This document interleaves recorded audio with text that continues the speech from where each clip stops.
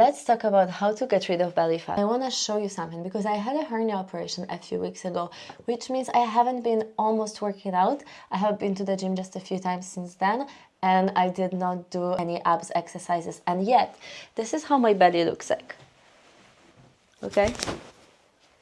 It's a flat belly. Why?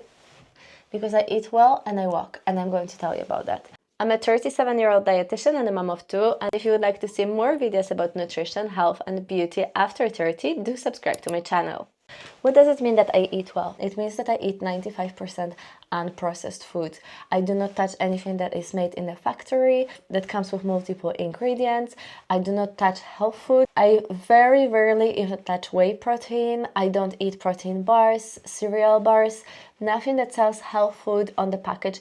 I only eat whole foods like fruits, vegetables, meat, fish, fermented dairy like kefir, yogurt or hard cheeses, and eggs. This is my diet. Like, I literally hardly ever eat anything else. I got some clementines as well. They're so good. And my kids also love them, so win-win. Loads of vitamin C. Vitamin C is very important for skin, for collagen building, and for fighting free radicals. So, more citrus, less wrinkles. Of course, my staple is bananas because they have lots of carbs, so good fuel.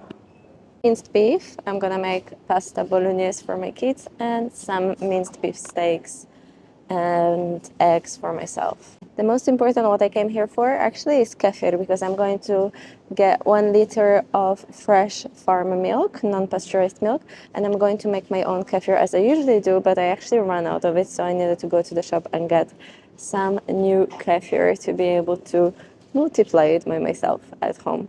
And let me just show you something that I really pay attention to when I do shopping, which is ingredients list. So you have a cream, and you have the same cream with different brands, just 50 cents cheaper.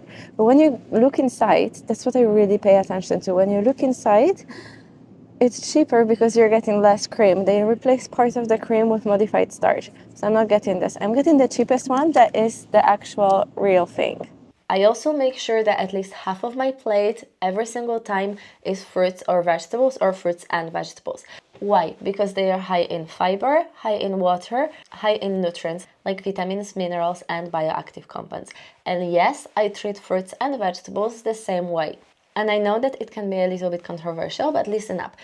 Almost all fruits and vegetables are in a low-calorie food group. And also they are very high in volume. They have a lot of fiber, they have a lot of water, which means that they can fill up our stomach without making us overeat on energy. Another thing is that they are very, very high in nutrients, and fruits are even higher in nutrients than vegetables. And I know what you're thinking, fruits have sugar. And it's true, but this sugar is actually stuck in between the fiber. So when we're eating fruits and we're digesting the fruit, it's being digested very slowly, and the sugar is being absorbed into the bloodstream very slowly, which means that there is not much insulin being secreted and it doesn't mess up other hormones. So sugar in fruits is not a problem, and that is also why most of diabetic associations around the world do not recommend that even diabetic people limit their fruits. Fruits are a safe food, and actually what I have noticed in me and in my clients is the more fruits, the leaner we get.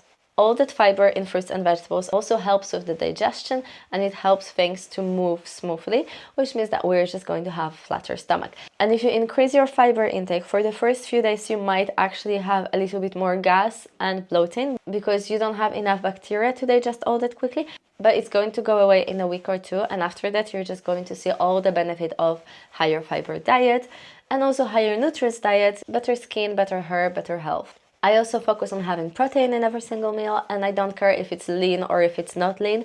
I care if it comes from a good source. So I eat beef, chicken, turkey. I eat fermented dairy, hard cheeses because I live in France, so I have an access to really good dairy. I drink raw milk in my coffee, and I make homemade kefir from a raw milk that I get from a local crèmerie, which is basically just a dairy shop in France.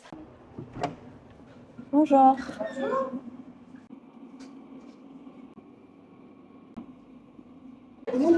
Merci. Merci beaucoup.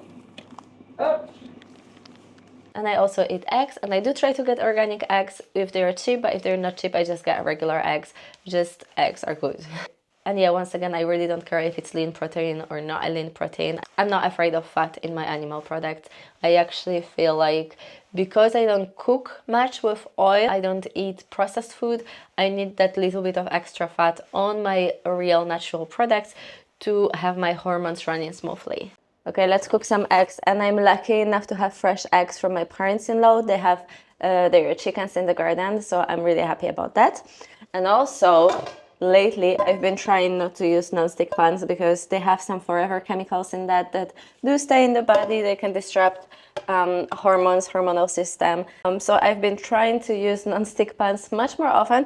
If you have some great recommendations for good non-stick pans or you want to send me one, go ahead, because this one, I'm not sure what I'm doing wrong, but it is sticking quite a lot.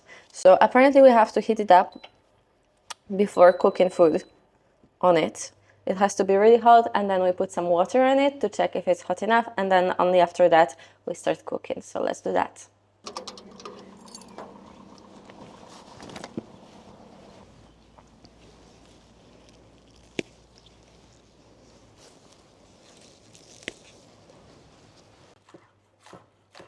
And I'm also actually avoiding cutting anything on the plastic boards because I don't want to have plastic in my body or in my children's bodies.